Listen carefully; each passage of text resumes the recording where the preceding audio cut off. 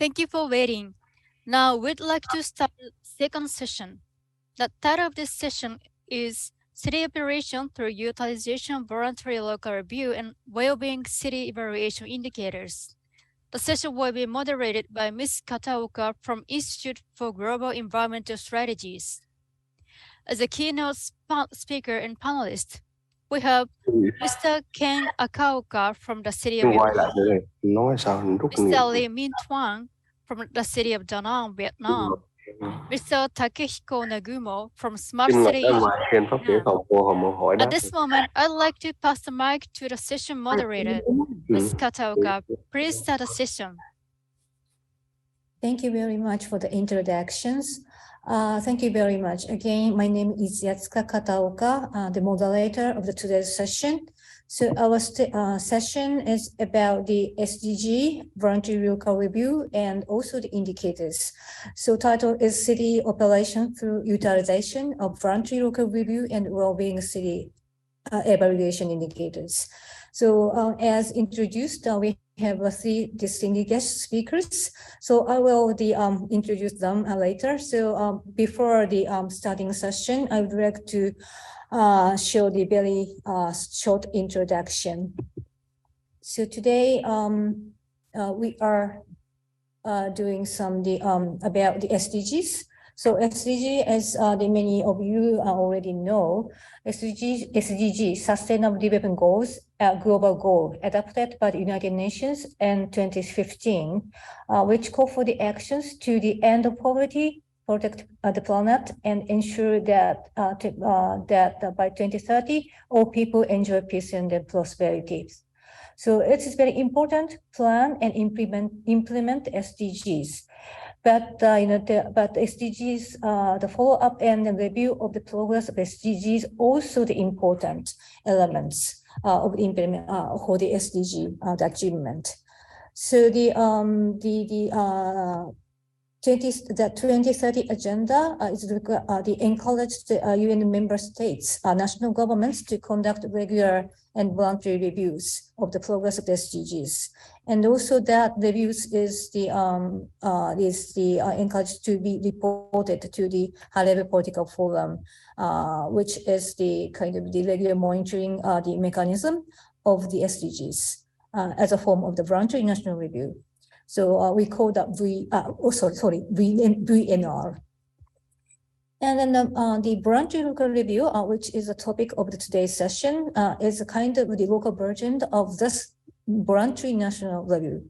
So we define that the voluntary local review is a process in which local and then the national regional governments initiated voluntary, and assess the progress of implementation of the 2030 agenda and its SDGs.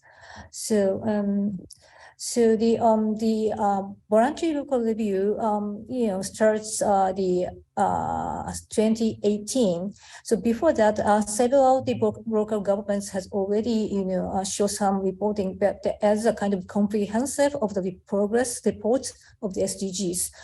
The first four kind of the breaking somehow the local governments. They started the VLRs, which is New York, United States, and also the Kitakyushu, Shimoga, and Toyama of Japan. So they first, they reported that their progress of the SDGs as a voluntary local review at the high-level political forum in 2018. So I think the 2018 is a breaking year of the VLRs. And then after that, more and more the cities join the voluntary local review movements. So we can say movements. So the number of the cities doing the voluntary local review is increasing every year. So the currently more than 100 cities did the voluntary local review at least first time. And then the Yokohama, they produced announced their VLRs in 2021.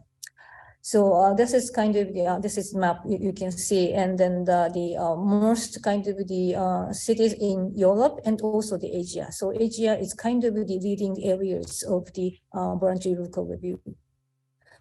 And why voluntary review? And there's a lots of the reasons. The local governments is doing all the voluntary local review, and also they feel some benefits of voluntary review, as shown in here.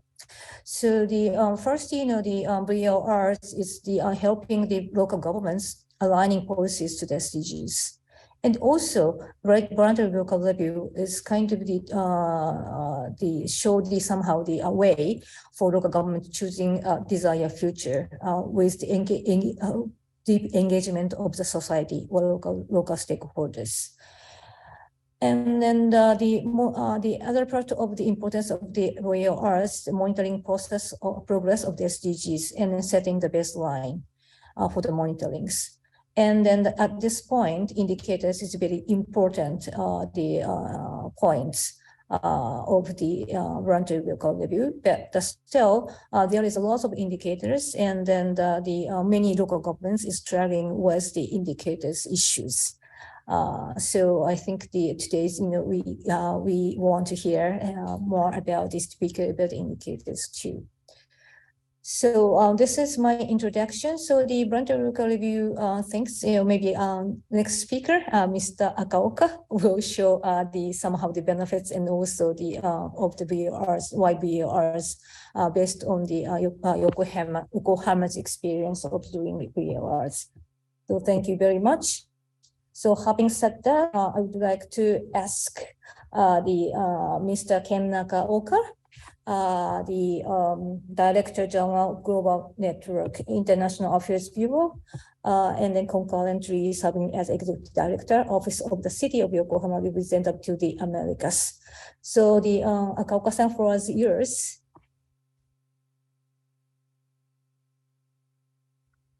Thank you, Kataoka-san. Distinguished speakers, ladies and gentlemen, thank you very much for attending the 11th Asian Smart City Conference, as well as this SDGs VLR session. As Kataoka-san introduced, I am in charge of Yokohama's international partnership and concurrently stationed in our New York office to represent Yokohama in the North and South America. So it's midnight here in New York. Today, I'm pleased to have an opportunity to elaborate Yokohama's experiences to creating and using VLR, focusing on three main points. Why VLRs, which means why we launched it, policy and enabling environment, how we made it, and spotlight and beyond the report, which means what we've done so far for global goals. Let me start with why we launched VLR. As first, I would like to introduce our mayor's commitment, ensuring the long-term durability of the SDGs agenda is one of the common agenda for all who engage in progress and SDGs. Our Mayor Yamanaka presented that VLRs are great opportunities for leaders to show their commitment and determination to the global goals. Why VLRs? I would like to point out three aspects of the VLR. VLR as a city management process, VLR as a commercial tool, VLR as a global movement. In other words, we can use a VLR to verify SDGs progress and improve future policy making. We can share the know-how we develop to contribute to global solutions. And the hope is that VLR can help disseminate local voices and actions to the world. The next topic is Yokohama's internal internal environment for promoting the SDGs and developing the VLR.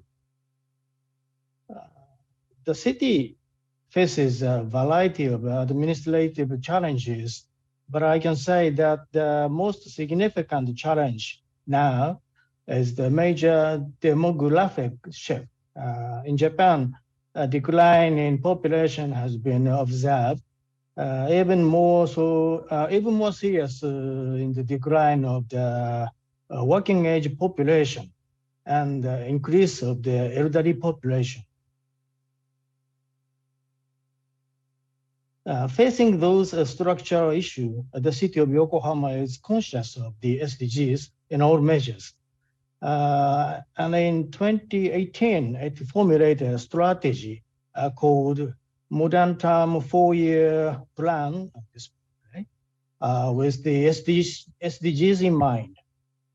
In parallel with that, Yokohama was selected as one of the SDGs future cities. One of the SDGs future cities by Japanese government. The process of implementing and reviewing both programs led to our first VLR. The first thing we did to promote the SDGs in our city was to map and align the city policy agenda with the SDGs. Many other leading cities have also conducted a mapping for the goals too. In the next, what we did was to develop a local key performance index for key performance indicators or KPIs applicable to the challenges we face and related to the global goals. Because the global indicators of the SDGs are not always applicable to the local level. Here are some examples of the progress and the reviews of representative indicators that contribute to the SDGs in Yokohama.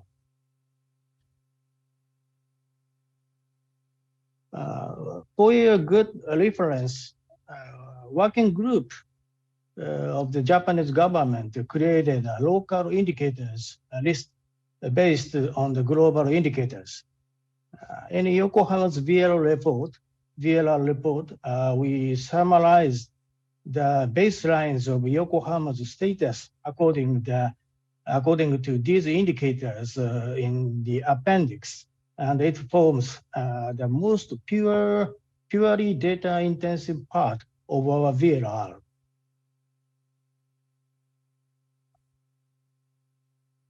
Now I would like to share some examples we have initiated for the global goals, places we think we are really succeeding.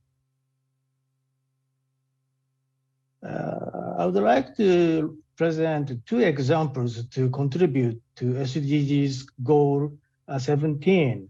Upper left, the Yokohama SDGs Design Center was established and is operated jointly by the city of Yokohama and private sectors, and runs projects connecting new tech to regional issues.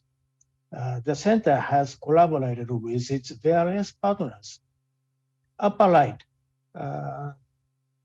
the YSDGs certification system support SMEs or small and medium-sized enterprise and others focused on the SDGs on their financing and public procurement. The certification is expected to be able to be used as important non-financial information in the evaluation by finance institutions. Whiteboard program. Our international technical cooperation is also one of our main activities for global goals.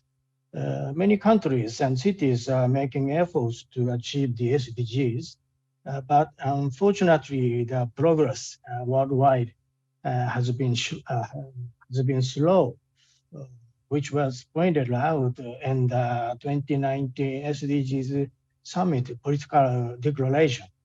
It is needless to say progress in developing countries is essential for the global achievement, including recovery from COVID-19. So intercity cooperation is even more important than it's already was. Yokohama City has initiated the Wipeout program, which will work to solve urban issues that are occurring in emerging cities in Southeast Asia. This will be achieved through partnership that transcend national borders and sectors by cooperating with progress in Yokohama, by cooperating with companies in Yokohama. We are now deemed that our joint effort with partner cities will be more accelerated today. The most aggressive partner city, Danang City, is kindly joining us today. We think intercity cooperation could lead to VLR in both cities because it is important to monitor and review the progress. And these cities could reflect that into their own VLRs. In terms of being a communication tool, anyone around the world can access previous VLRs through the UNS and other websites, as well as IGES, especially for cities in which English is not the first language. Cities can share their own best practices and challenges in their own words with the world through VLRs. For leaders, producing VLRs shows to the world their communication. VLRs shows the world their commitment to the SDGs, a stance that I believe devises international recognition. So if you would like to know more about Yokohama's VLR and other initiatives, please visit our website from this QR code. Thank you very much. Thank you very much, Mr. Akaoka, for the informative the presentations. So it's kind of the yes, I was kind of the very welcome to Yokohama's initiatives and all the VLRs which have a very candid the contents, including the indicators. And also the international partnership is very important to produce the VLRs. So I'm coming back more questions to you later. So now I move on to the next speaker from the Vietnam. So I would like to introduce the Mr. Min Thun from the Danang Department of Planning and Investment. So Mr. Thun, the floor is yours.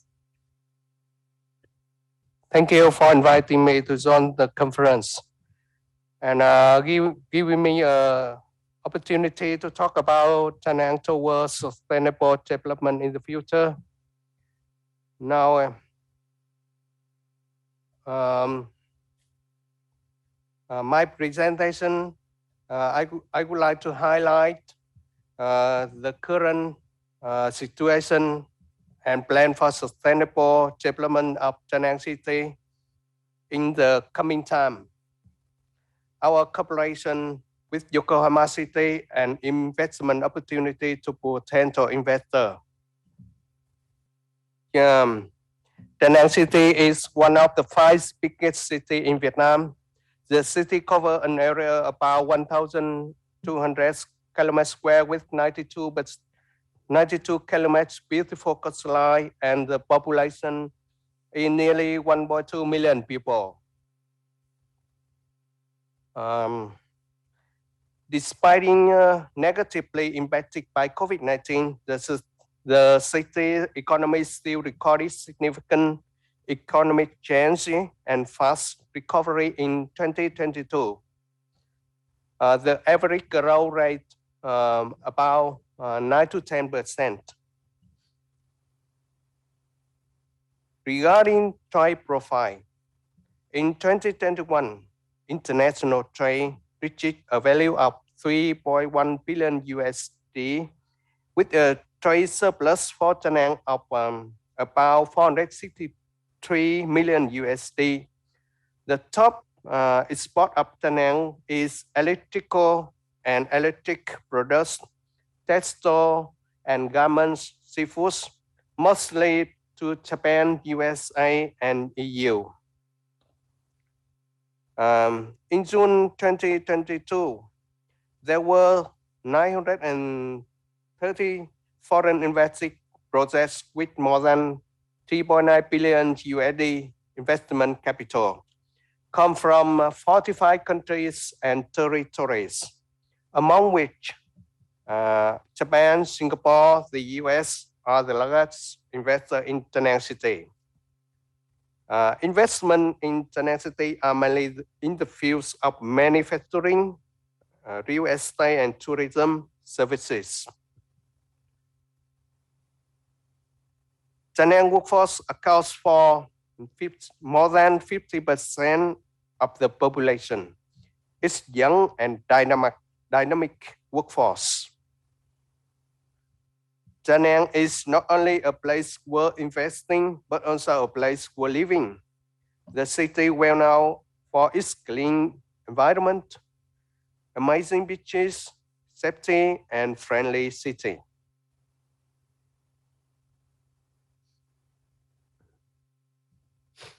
In the endeavor to achieve 2030 agenda and the sustainable development goals, the Vietnamese government issues the National Action Plan, which 115 targets were selected from the 169 targets of SDGs.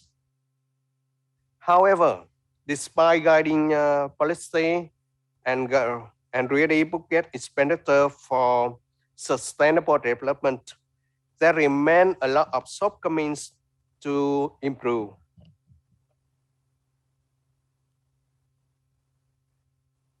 Danang City has developed the action plan for sustainable growth based on three aspects: economic, social, and environmental.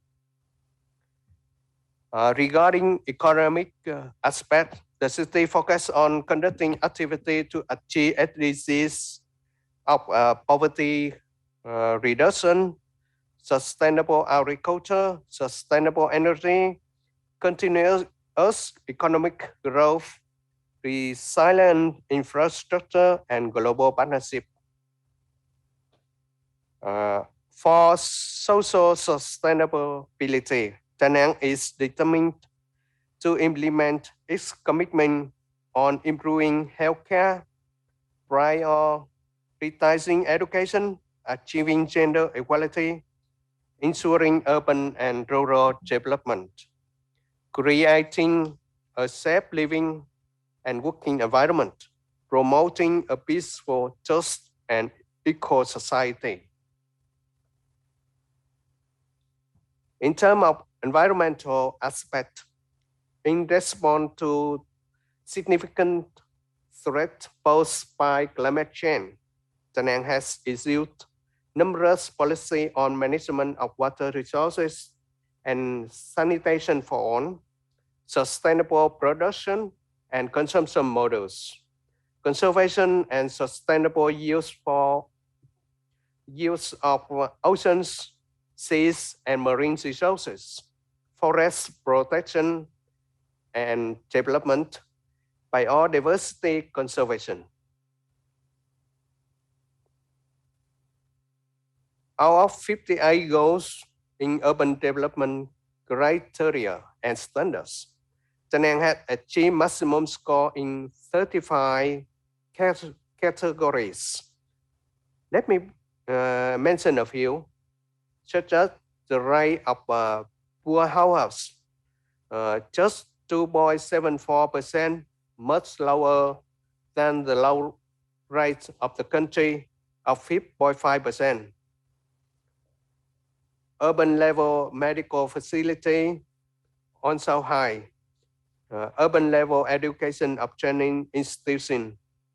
Danang now has over 153 schools and institution university. However, the city still need to take further steps to improve the score in the other area, child area with medium and low score, including per capita income per year compared to the whole city, percentage of flooded area with solution to prevent and reduce flooding,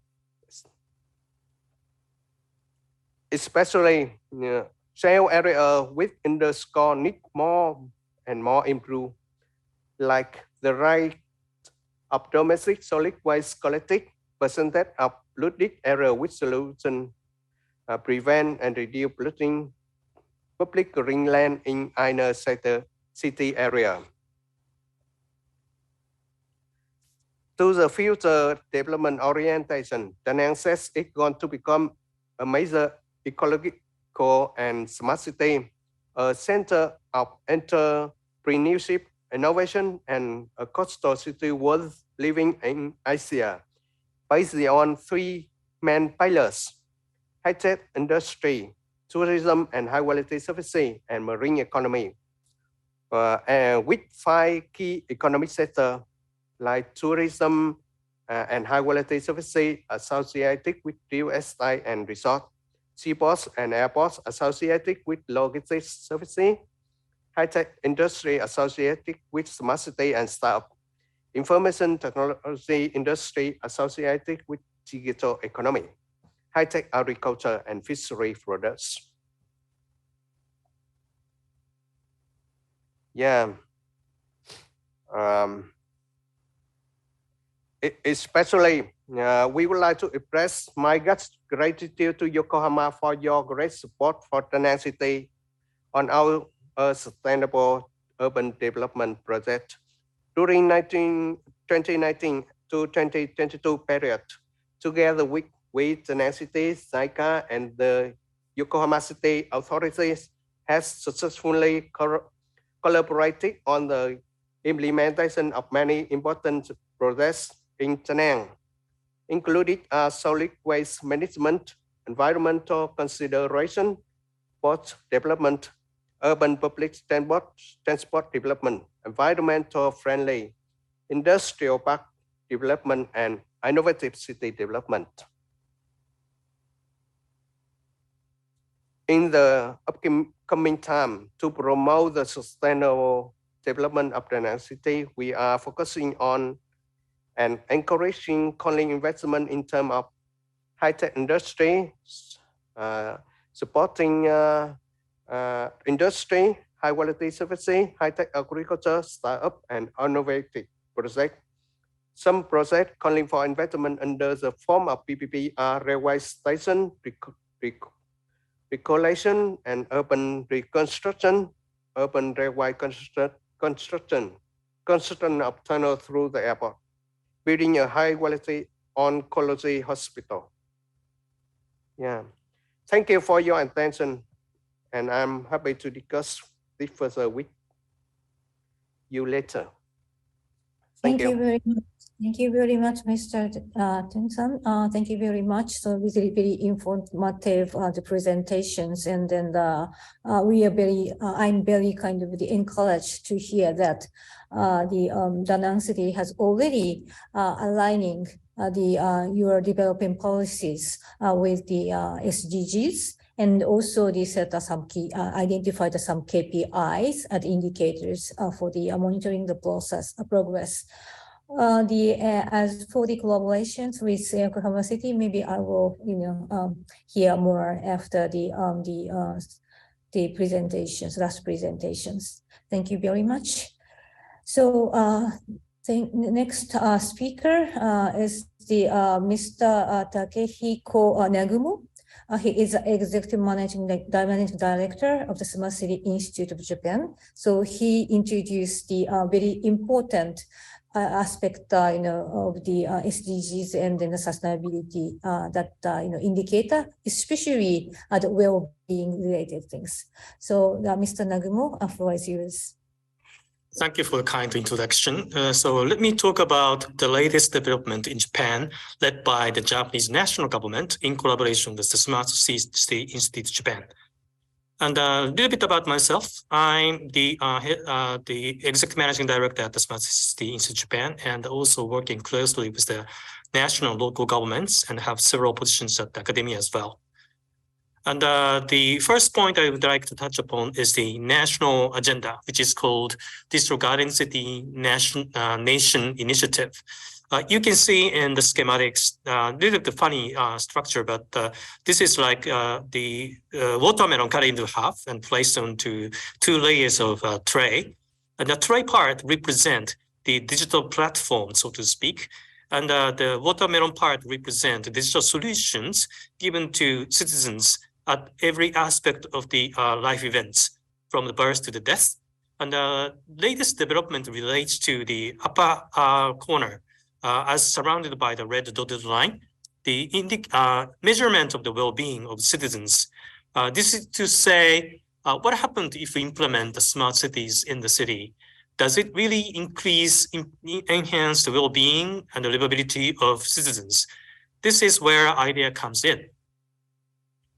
And we used to pay attention to the medium 2 layers on this schematics, digital layer and the social infrastructure layer.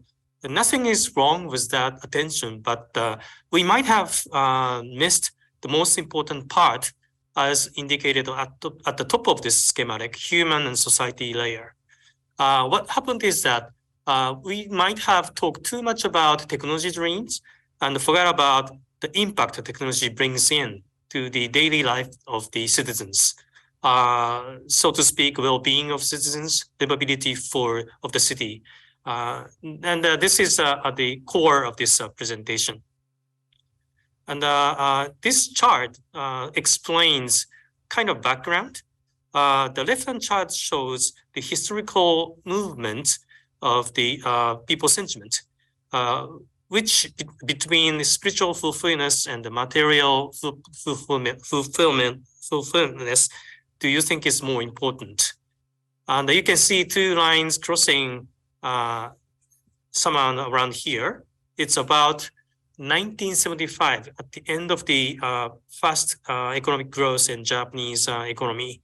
At that time, people started to think that the spiritual fulfillment, mental fulfillment is more important than material fulfillment. So that's the kind of crossing points. But as the right-hand side chart shows that we haven't actually fulfilled spiritual fulfillment, and we are still at the material fulfillment level. And then this is very important from the standpoint of the well-being.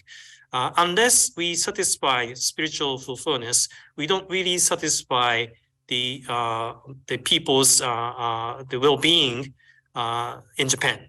So we started to pay attention to how to measure the spiritual fulfillment or well-being of the citizens living in the smart cities.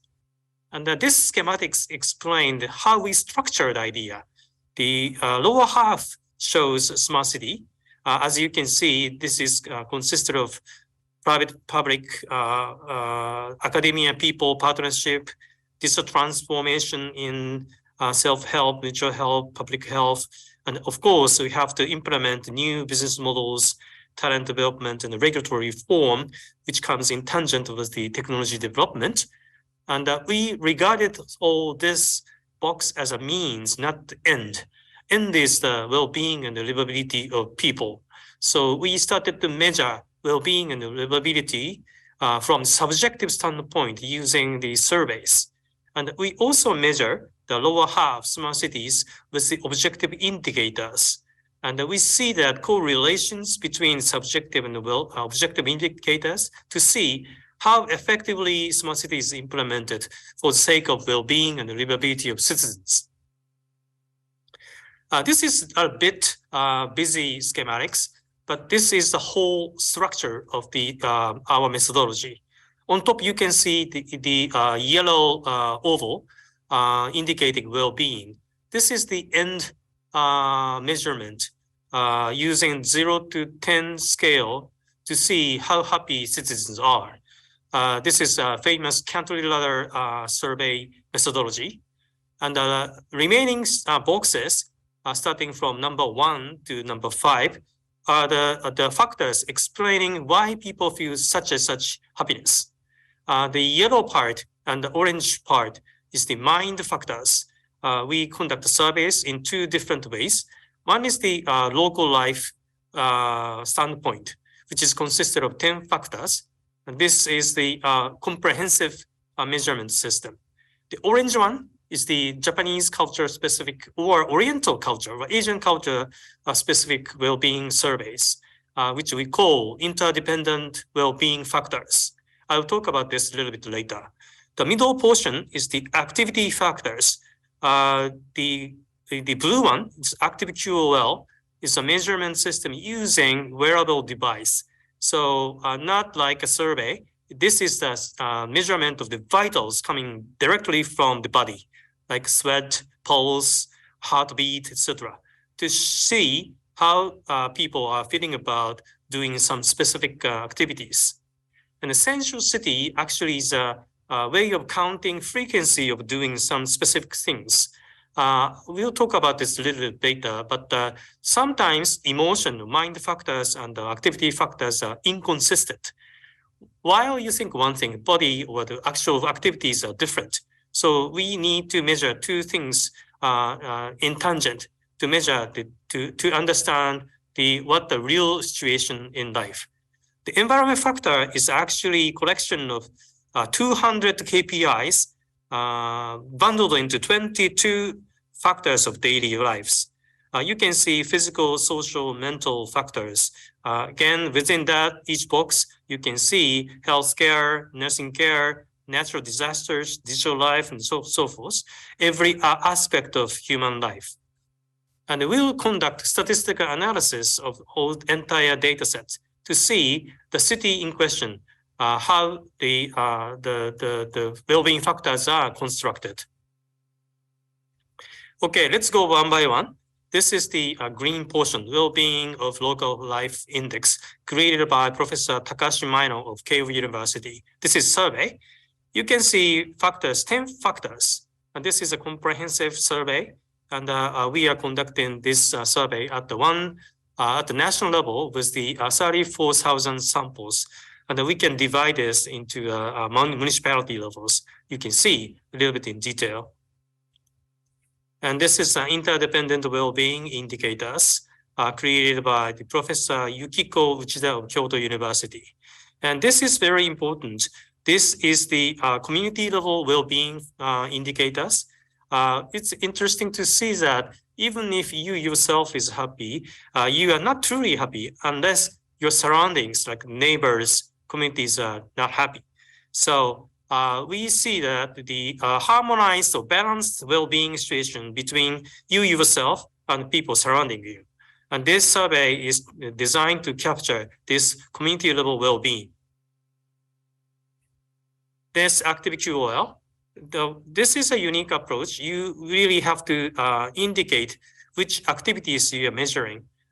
In this chart, you can see work, education, hospital visit, nursing, childcare, blah, blah, blah, under the factors box. And then we measure the vitals from the body while people are engaging the activities as indicated.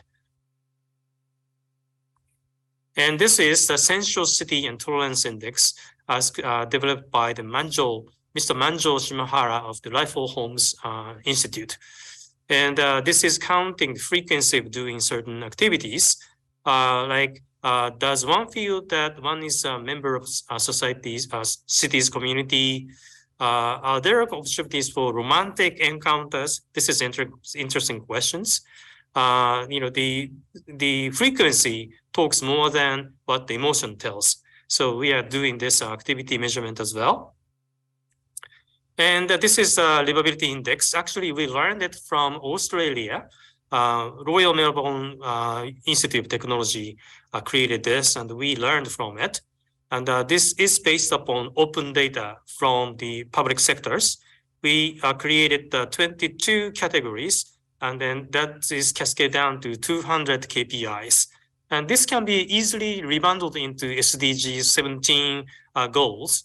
So we can do it, but for the sake of our original model, we don't really talk about it. But this is the KPI consistent with the SDGs framework. And this is a result of the mind factors, just as showing the example. You can see well-being is consisted of 3 big blocks: yellow block, pink block, and the blue block. And you can see in the yellow portion, pride is very important, which is supported by mental health and comfort of housing. Housing is very influential for one's well-being. And once one has private pride, this can lead into the city vitality and civic pride. And this is important factors promoting startups, cultural development, and the opportunity to try for something new in the cities. And the pink portion is the focusing on social capital, so to speak. Tolerance is important. If the city doesn't really have a tolerance for diversity, people are shrinked into their mind, never collaborate with the people around them. So pro-social activities, intergenerational co-creations, gratitude towards community members, those come from the factors of the tolerance. And also interdependent well-being is important. And this is about gap between the superior and inferior. Oftentimes in the Western world, people talk about economic gap, but in Japan, we found out that the mental gap is very important. So in the city where mental gap is wide, we don't see good human relationship. And without that, people cannot actually achieve higher well-being goal. And on the left-hand side, right-hand side, you can see city functionalities and landscape. And the convenience of the daily life, such as clinics, hospitals, and public transformation, and trusting in local governments, those are important factors affecting the satisfaction with life in the regions. And we find out that 3 as tangent consists of the well-being of citizens. This can be also seen this way. This is a dashboard we created for the cities. This is open to everyone, so anyone in the world can take a look at this. And this is a sample case from city of Yokohama that anyone can take a look at it. And as lines are green, this is the local well-being of local life example. You can see the spider chart shows category by category measurement, and which is cascaded down to more detailed analysis, question by question. And then this can be divided into different age groups and the genders. I'm showing you this by age groups, 20s and 30s in the left, and 40s and 50s in the middle, and 60s and above, and in the right-hand side. So even if in the same city, people are feeling somewhat differently. So when the city is trying to formulate the strategy to policy to improve the well-being of the citizens in the city, this can be taken into considerations. And this can be also divided, can be seen from the geographical dispersion standpoint. Again, this is the case of city of Yokohama. As you can see, dotted line on the map, dotted points, dots in the map. The left-hand side shows the western part of Yokohama, typically Minato-Mirai area, the most urban area in the city, as opposed to the right-hand side, the residential area. So you can see the shape of the spider chart and the graphs are very different. So geographical gap can be also observed from this apparatus. Likewise, the western part and the southern part are different in characteristics of well-being. And this is central city portion. You skip this, but you can see the same analysis can be done for each of the 4 survey results, right? The age group differences, the geographical differences, so forth. And this can be compared to any city that the one can choose. This is Shibuya, Kawasaki, Osaka, Kobe, etc., etc. So you can see, we can easily find out the characteristic of the city. And this is the livability indicators. So the objective assessment of the city of Yokohama. This is not official analysis by the city of Yokohama. I created this for the sake of this presentation. Rather than using any other cities, I think the use of Yokohama will be easy to understand from the audience standpoint. The Yokohama city has a digital lifestyle, the business creation, urban landscape. Those are the kind of strengths, while the coexistence of nature may be a little bit weak. So you can see objective assessment, 360 view using the open data. And this is also comparable to any cities that the one can choose. Then you can cascade down to each individual KPI level. This is a physical health part, like healthcare, nursing care, etc.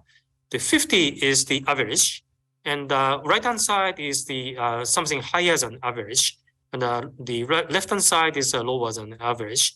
This is the statistical analysis using the quite simple statistical analysis. You can see the characteristics from the physical standpoint. This is a social healthcare health standpoint. Again, you can see 50 in the center, above or lower. You can see the characteristics of the city of Yokohama. And that's the mental health. You can see the strengths of Yokohama is number of startups originated from the university. This is very high number. And also you can see proportion of artists and writers. This is also strengths. And diversity index shows also a strengths as well. So this is, and we are encouraging other cities to do workshops, cities to do the workshops to implement these indicators to assess where it stands today and where it wants to go towards the future. And currently, under the Kishida administration, 27 leading smart cities in Japan, as selected by the Garden City Nation initiatives, are implementing this livable well-being city indicators. This is mandate for 27 cities. They are now implementing this to see how they can improve the well-being and the livability of the citizens in question. That's the end of my presentation. Thank you for listening. Thank you very much, Mr. Nagumo, for your really informative presentation. It's very interesting to monitor the progress of, monitor the status of the well-being. That is very difficult to measure. So, and then it is important, but not fully incorporated in the current KPI. So it's very interesting. Thank you very much for your information. So, yeah, we go into the discussion points, and then I would like to ask one question to each speaker. So from the Mr. Akaoka, I have one question to you.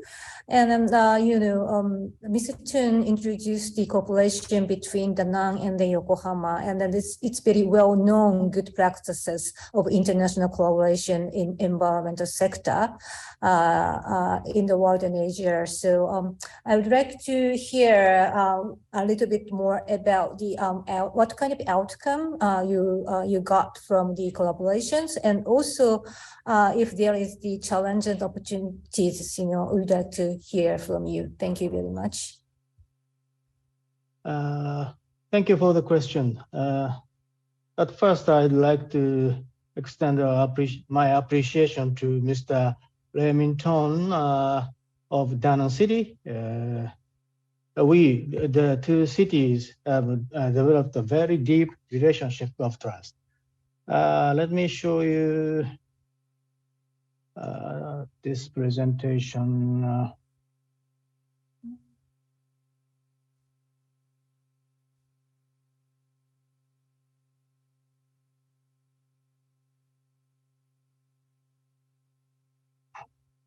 We believe that intercity cooperation is already contributing to SDGs, but from now we think that we should use VLR for further progress. Why I think so? Let me introduce with some slides briefly about the current highlighted activities with Danang City. This slide shows an example of infra business development framework. In other words, integrate approach from planning to realization. We have been involved from assisting in the development of city master plan, and then through dialogue, research, and pilots to promote infrastructure business.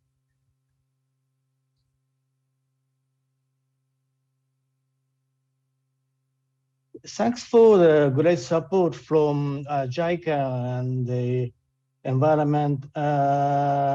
Ministry of Environment of Japan. We will work to support the Danang to become a net zero carbon city toward 2050. We strive to provide technical cooperation from a perspective of the city as well. So from the perspective of the city as a whole, rather than from the perspective of the single project unit, we believe that this perspective is one in purpose with the SDGs and VLR. We aim synergistic efforts to climate change initiatives contributing to various SDGs. Here are some examples of technical cooperation. I would like to introduce 3 projects in which we have engaged in dialogue and co-creation with citizens, the private sector, and the academia. This first example is energy saving project at the buildings and factories. Yokohama-based Osumi Corporation now provides energy efficiency and energy conservation monitoring services. This project contributed to achieve the SDGs Goal 9 and 13. A second case is a public awareness program on green energy with citizens. The Yokohama National University and the Osumi Corporation is now conducting the program, which is supported by JICA. This contributes to achieve the goals, SDGs goals 7 and 13. Third case is the project promoting source, which means garbage, promoting source separation and recycling. This project is conducted by IGES and Yokohama City and contributed to goal 12 and 13. Please allow me to repeat that intercity cooperation is already contributing to those local SDGs. But from now, we think that we should use VLR for further progress. Because I'm convicted of the effectiveness of the VLR as a monitoring tool for intercity cooperation. Looking ahead, this is just concept, but we think stepwise approach is useful. At first, monitoring both cities by VLRs. Secondly, identifying urban issues. And then creating urban solutions among stakeholders of both cities. It must be said that the support of the Japanese government, JICA, and international organizations such as United Nations, World Bank, Asia Development Bank, and CityNet is essential to this effort, and private sectors, academic sectors as well. Therefore, I would like to invite all of you to enhance our intercity cooperation. Let us work together to making sustainable and well-being cities. Thank you very much. Thank you very much, Mr. Akaoka, for your intervention. So yeah, I think it's very interesting. VLR is one of the kind of tool to for the further consideration of the climate and then SDG linkage. And also it's interesting here that the VR could be the monitoring tool of the international cooperation. That is new aspects. So thank you very much for your interventions. And the next question to the Danang, the representative, and then Tun-san. So yes, Mr. Akaoka invited all cities to join the VR's movements for the international cooperation. So are you interested in conducting the VRs in Danang City? And then also why, if yes, why Danang City is get interested in the voluntary local reviews? So this is a question to you.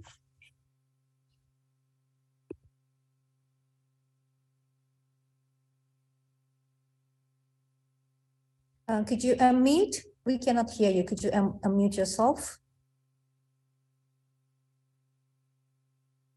It's still muted.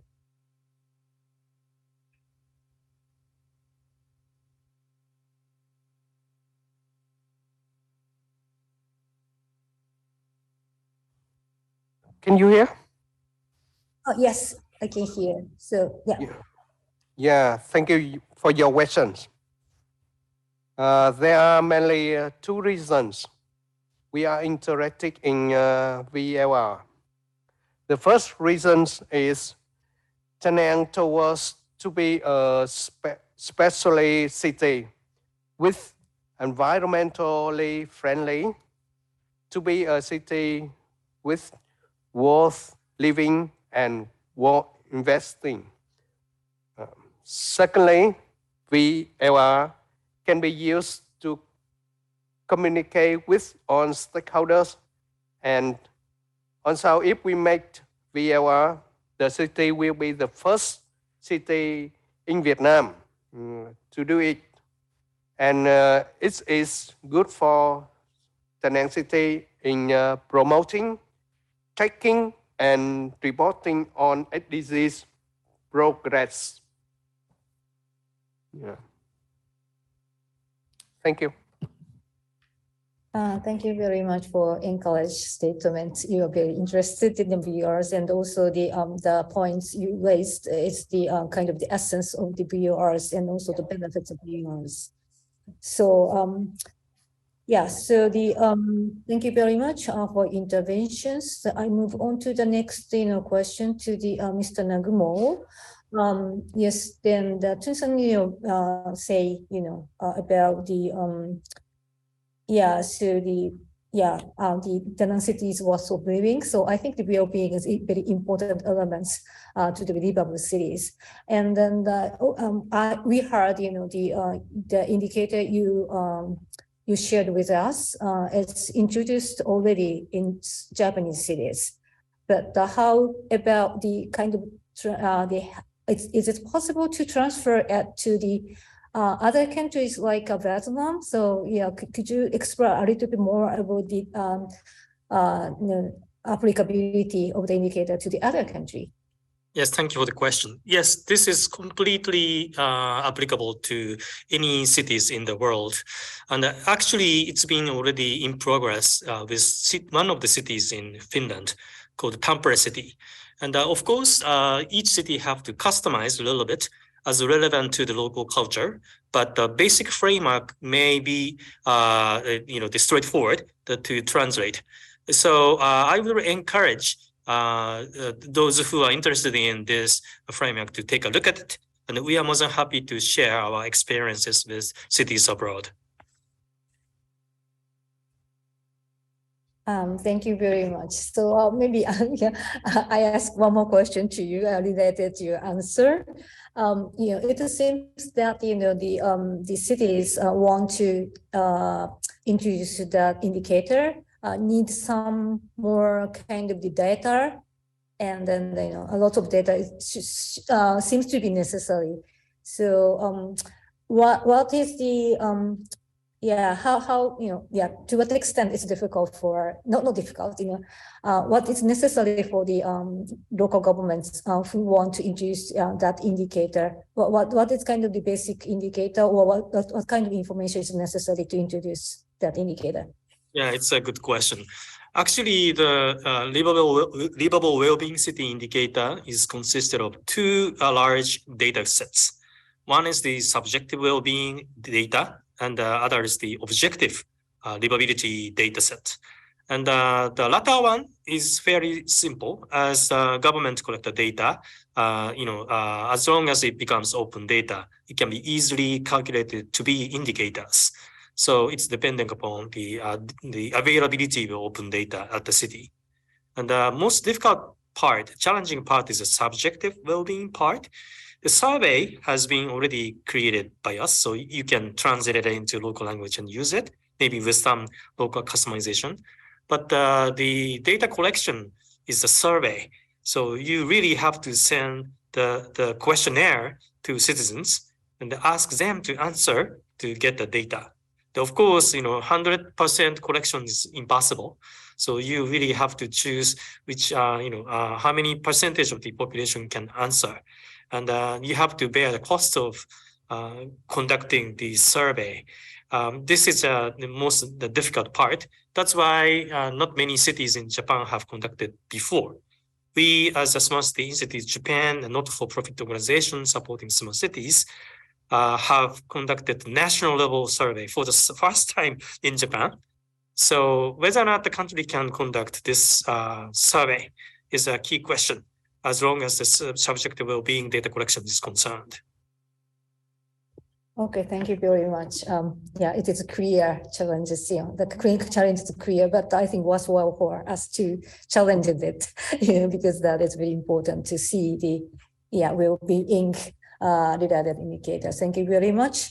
So I think we have only 3 minutes left, and then it seems there is no question from the audience. So I would like to ask each speaker to just one word for just 1 minute. So maybe can I ask maybe the Tun-san, Danang first. So I think you are interested in VLR. So how is Danang City planning to formulate the VLRs? That is I would like to ask that comment from you as a last comments. Thank you. Yeah. We are looking forward for support from international organizations and knowledge share from the cities who already formulated the VLR, such as Yokohama City. We can have a chance to approach and implementation. So now we are think that helping from Yokohama experience. Yeah. Thank you. Okay. Thank you very much. So the next again, and then before the Akaoka-san and Nagumo-san, could you make one final words about the expectation of the introducing your indicator or in relation to the voluntary local review?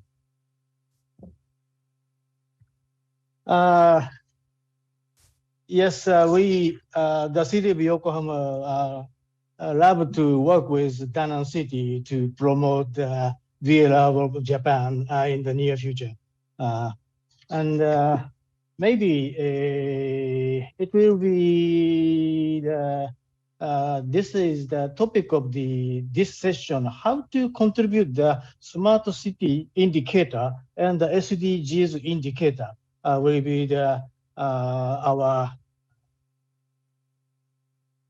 we have to solve the problem in the near future. Thank you. Yeah, thank you very much. So sorry, Nagumo-san, that maybe I changed your question. Maybe Akaoka-san mentioned some indicators, and then also you have indicators. So for the indicator-wise, do you have any kind of comments or future kind of challenges and opportunities related indicator of the SDGs? I think the SDGs indicator thinks it's very challenging for the all local governments. So could you share your expert view maybe in 1 minute? Thank you. Yes, so first of all, integrating or rebundling our indicator into SDGs indicators is very, very easy. It's very easy, no question to ask. And we have a subjective data, so it's more advanced than the usual SDGs indicators.